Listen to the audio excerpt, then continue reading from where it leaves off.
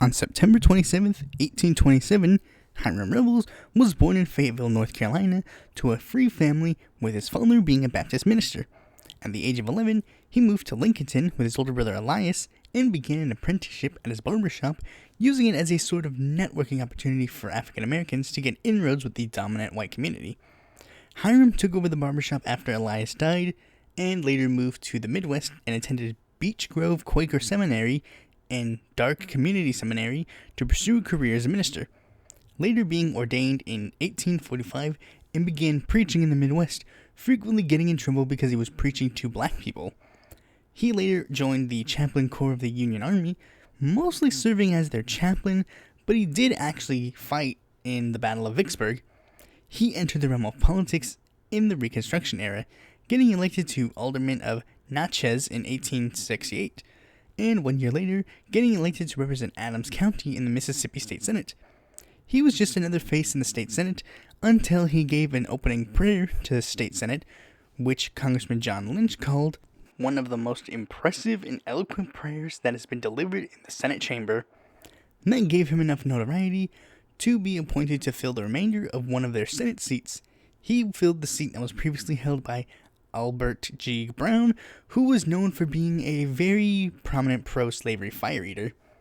However, when Hiram went to go serve in the Senate, Copperheads refused to seat him, and it led to a huge debate on the Senate floor.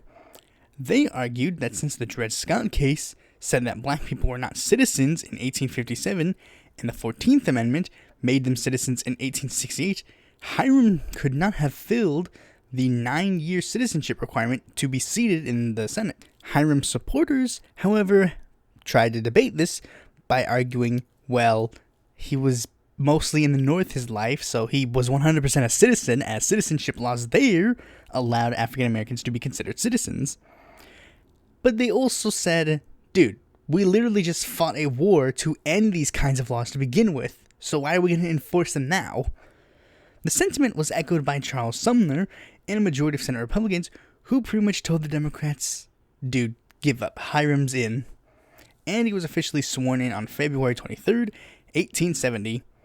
Revels focused his tenure on compromise and unity, and of course, racial justice.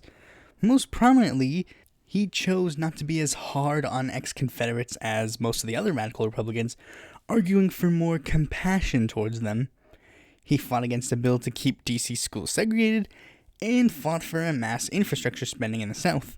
After the term he was appointed to ended, he was like, that's pretty much enough for me, so he decided that he was going to retire, and was later appointed to be the president of Alcorn State University, also deciding to teach philosophy there. However, he was suspended after campaigning against the re-election of Adelbert Ames. He even wrote a letter to Ulysses S. Grant decrying Ames and other carpetbaggers, which I will read in full here. Since Reconstruction, the masses of my people have been, as it were, enslaved in mind by unprincipled adventurers, who, caring nothing for country, were willing to stoop to anything, no matter how infamous, to secure power to themselves and perpetuate it.